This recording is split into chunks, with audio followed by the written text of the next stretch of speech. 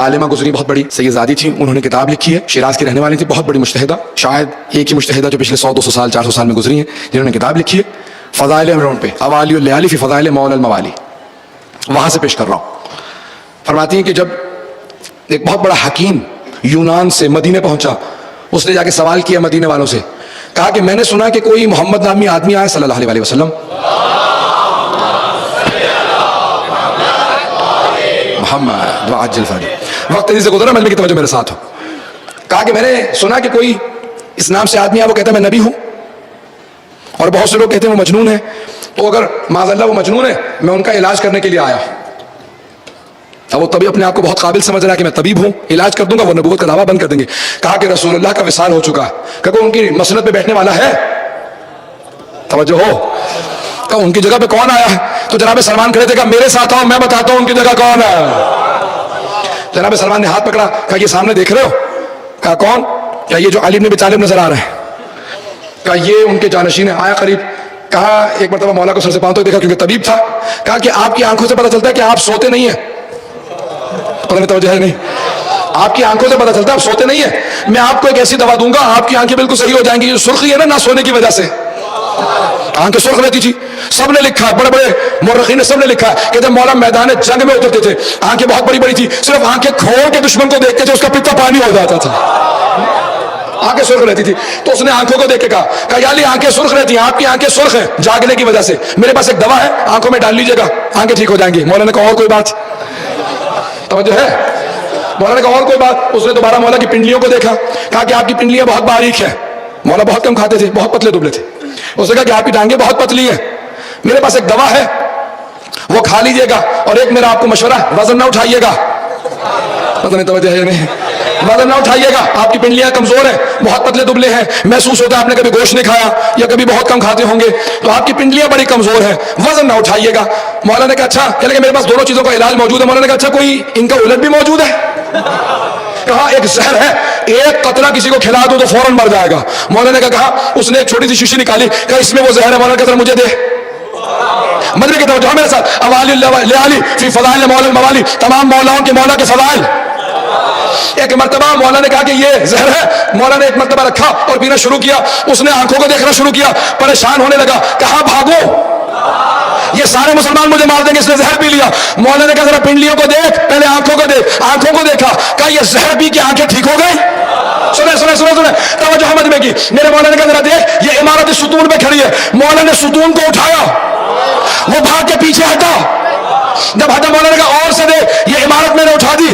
کہا عجیب و غریب آدمی ہے, کہا میں مظہر العجائب ہوں. توجہ توجہ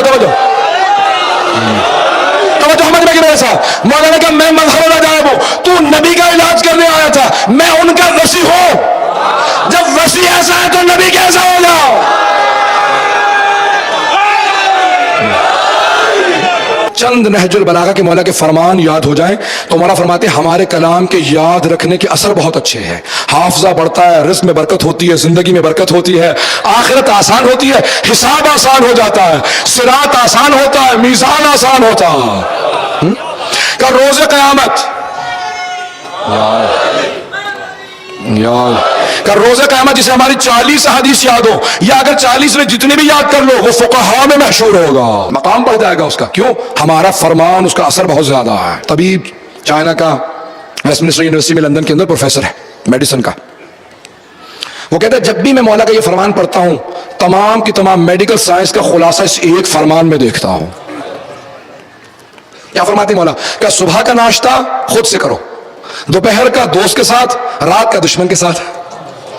پتہ نہیں توجہ ہے نہیں, بہت گہرا فرمان. مولا نے اس کو دنیا کے حساب سے بڑا سادہ اور آسان کر کے پیش کیا. کہ صبح کا ناشتہ خود, یعنی کیا مطلب؟ پیٹ بھر کے ناشتہ کرو. دوپہر کا دوست کے ساتھ, یعنی تقسیم کر لو. جب دوست کے ساتھ انسان کھانا کھائے گا تو کہے گا آدھا وہ کھا لے آدھا میں.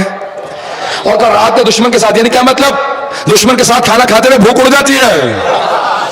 مولا فرماتے ہیں کہ ہمیشہ رات کو بہت کم, دوپہر کو تھوڑا زیادہ, اور صبح کو اچھی طرح سے کھاؤ. پتہ نہیں توجہ ہے نہیں. اب بہت سے لوگ بالکل الٹ کرتے ہیں, رات کو پیٹ بھر کے صبح کو ناشتہ نہیں کھاتے. مولا فرماتے ہیں, مولا کا نہج البلاغہ میں ظاہراً شاید ہے یا نہیں ہے, لقمۃ الصباح مسمار البدن, کا صبح کا ایک لقمہ جسم میں کیل کی مانند ہوتا.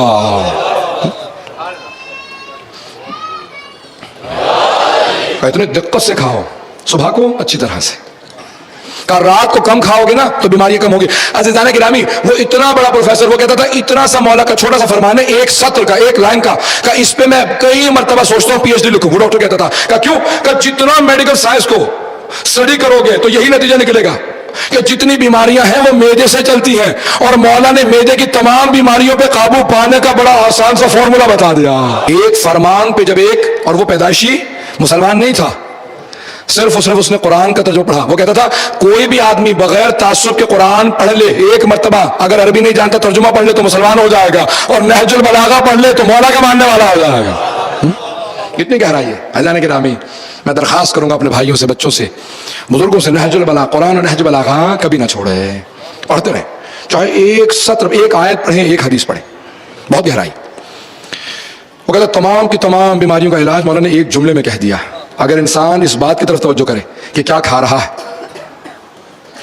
نہج البلاغہ میں مولا فرماتے ہیں جب دیکھنا کسی کو کھاتے ہوئے، کہا اپنے پیٹ کو جانوروں کا قبرستان مت بناؤ، یعنی گوشت زیادہ مت کھاؤ۔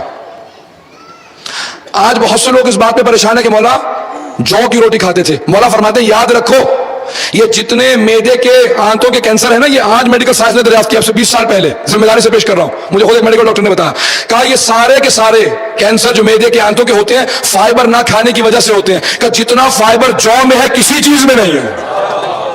مولا فرماتے ہیں جو کھاتا رہے گا کبھی بھی پریشان اور بیمار نہیں ہوگا، جب تک کہ اللہ کا وعدہ ہے، جب تک زندگی ہے کبھی بیمار نہیں ہوگا۔ یہ عجیب و غریب چیز ہے، لیکن ہم لوگ طب ائمہ اہل بیت علیہ السلام کی طرف توجہ نہیں دیتے ہیں، نہ جانے کس کس کے پیچھے جا رہے ہیں، نہ جانے۔ عزیزان گرامی، بہت چھوٹے چھوٹے سے فرامین ہیں مولا کے، ان کو یاد رکھیے، پوری زندگی کام آئیں گے۔ پھر مولا فرماتے ہیں جب دسترخوان پہ بیٹھو تو مولا فرماتے ہیں اس طرح سے کھانا کھاؤ، یہ زندگی کا پہلا کھانا ہے، آخری کھانا سمجھ کے مت کھاؤ۔ پتہ نہیں سمجھا پایا ہوں یا نہیں؟ آخری کھانے کا مفہوم یہ ہوتا ہے جتنا کھا سکتے ہو کھا لو، پھر نہیں ملے گا، اور پہلے کھانے کا مفہوم یہ ہوتا ہے پہلی مرتبہ کھا رہا ہوں، پوری زندگی کھانا ہے ابھی تو۔ مولا فرماتے ہیں ہر کھانے کو پہلا کھانا سمجھو، اتنا کم کھاؤ کہ یاد رکھو انسان زیادہ کھانے سے مر جاتا ہے، کم کھانے سے نہیں مرتا۔ بہت گہرائیاں ہیں، بہت گہرائیاں۔ ایک فرمان مولا کا اتنا گہرا جتنا سوچتے چلے جائیے گا آپ کو احساس ہوگا۔ سننا پسند کریں گے عزیزان گرامی؟ یہ کتنے باریک ہیں مولا کے فارمولا کا، کوئی بھی عمل کرے گا۔ میں نے کہا تھا نا اس دن جب جناب مالک نے کہا تھا، یا جناب مالک کے سامنے کسی نے کہا کہ علی آپ خضاب کر لیجئے، تو مولا نے کہا خبردار، شیر بوڑھا بھی ہو جائے تو شیر ہوتا، میرے ہاتھ میں جو کھانے سے کمزوری نہیں آئی ہے، وہی اگر پورے عرب کے جوان جمع ہو جائیں تو میرا مقابلہ نہیں کر سکتے۔ عزیزان گرامی، مولا فرماتے یاد رکھو انسان کی جو طاقت ہے وہ اس کے تمرکز سے، توجہ سے بڑھتی ہے۔